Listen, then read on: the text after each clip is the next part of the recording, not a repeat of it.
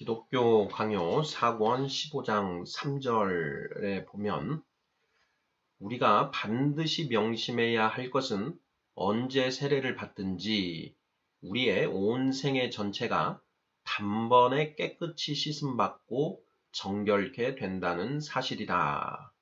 이렇게 쓰여져 있는데요. 이 표현이 이제 무슨 의도로 쓰여졌는가 하는 부분은 이제 알겠습니다. 그런데 이 표현이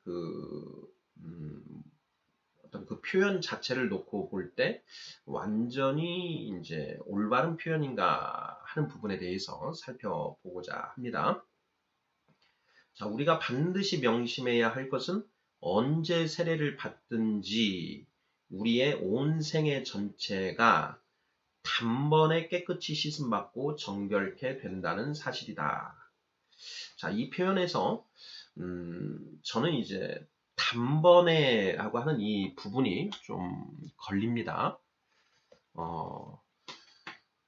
이제 로마서 3장 25절을 먼저 한번 읽어보겠습니다. 자, 이 예수를 하나님이 그의 피로써 믿음으로 말미암는 화목 제물로 세우셨으니 이는 하나님께서 길이 참으시는 중에 전에 지은 죄를 간과하심으로 자기의 의로우심을 나타내려 하심이니. 자, 이렇게 되어 있습니다. 우리가 이제 사도행전 2장 38절 말씀에 따라서 자, 너희가 회개하여 주 예수 그리스도의 이름으로 세례를 받으라. 그리하면 죄사함을 받고 성령의 선물을 받으리니. 자, 이렇게 되어 있죠. 자, 회개하여 예수 그리스도의 이름으로 세례를 받으면 죄사함을 받고 성령의 선물을 받는다. 자, 이렇게 되어 있고, 그날 이제 오순절 성령 강림이 이루어졌던 그날 베드로가 자, 이런 이제 설교를 했고, 그날에만 이제 그 수천 명이 그 세례를 받았습니다. 성경에 기록된 내용은, 그 말을 받은 사람들은 세례를 받음에 이날에 신도의 수가 3천이나 더하더라 라고 되어 있습니다. 사도행전 2장 41절이죠. 예. 그날 3천 명이 세례를 받았다. 이런 얘기인 것이죠. 자, 이렇게 세례를 이제 받았을 때, 자, 그 세례의 이제 효과가 어떤 효과가 일어나느냐? 로마서 3장 25절은 이제 전에 지은 죄를 간과하심으로 라는 표현을 쓰고 있습니다.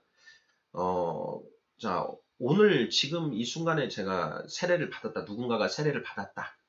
그러면 그 예수님의 보혈의 능력으로 해서 그 사람에게 이제 죄사함의 이제 효력이 이루어지는 것이죠. 자, 세례를 받으라. 그리하면 죄사함을 받고 성령을 선물로 받는다. 이렇게 되어 있으니 먼저 죄사함을 받게 되는 것이죠. 자, 그 세례를 받는 순간 이루어진 죄사함. 자, 어떤 죄들이 사하여졌는가? 자, 이와 관련해서 이 사람이 지금까지 살아오면서 지었던 과거의 죄가 사함을 받는 것인가? 예. 아니면 그 사람이 앞으로 이제 성령을 받고 죽을 때까지, 육신이 죽을 때까지 살아가면서 또 죄를 짓는다라는 것이죠. 그 죄도 그 순간에 사함 받는 것인가? 예. 이거는 이제 또 생각을 해봐야 됩니다.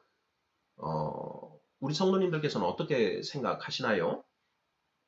네, 저는 로마서 3장 25절 전에 지은 죄를 간과하심으로 라는 이런 표현에 비추어 보더라도 그 세례를 받을 때 그 순간에 이루어지는 죄사함의 효과는 그 세례받은 사람이 그 시점까지 지었던 과거의 죄들이 사함을 받는다. 이렇게 보는 것이 맞다. 이런 생각이 듭니다.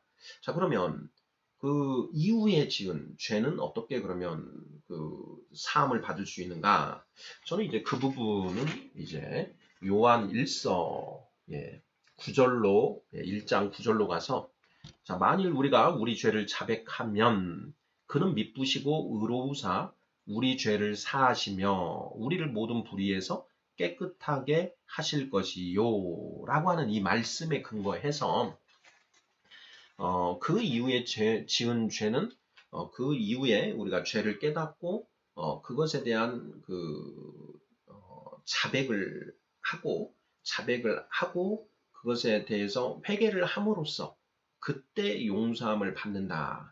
이렇게 이해하는 것이 성경에 부합하는 게 아니겠는가 이런 생각이 듭니다. 자, 그러면 그 이후에 그 죄를 자백했을 때 용서받는 것은 무엇에 기한 것인가? 그건 역시 예수 그리스도의 보혈의 능력에 기한 것이다. 라는 것입니다. 예수 그리스도의 그 보혈의 능력이 이제 우리가 세례를 받았던 과거에 받은 그 세례의 효력이 우리가 그 자백을 할 때 그 효력을 발휘하는 것이다. 이렇게 이해를 하는 게 맞지 않은가 이런 생각이 든다라는 것입니다. 그래서 사도 칼뱅 선생이 이렇게 쓴 우리가 반드시 명심해야 할 것은 언제 세례를 받든지 우리의 온 생애 전체가 단번에 깨끗이 씻음받고 정결케 된다는 사실이다. 네, 이 표현에서 여기 단번에를 빼고 우리의 온 생애 전체가 깨끗이 씻음받고 정결케 된다.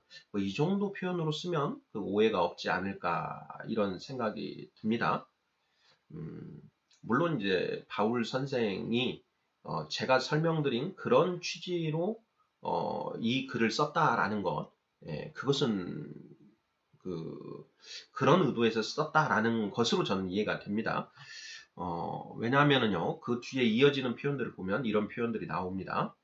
자, 세례가 비록 단 한 번 시행되며 그 이후에는 지나가 버리는 것 같으나 그 이후에 죄를 범한다고 해서 그것이 무효가 되는 것은 아니다. 자, 이런 표현을 쓰고요. 자, 우리가 그리스도 안에서 계속하여 끊임없이 죄를 사함받아 사망에 이르지 않게 된다는 것을 부인하는 것이 아니다. 라는 이런 표현들 쓰고 있습니다.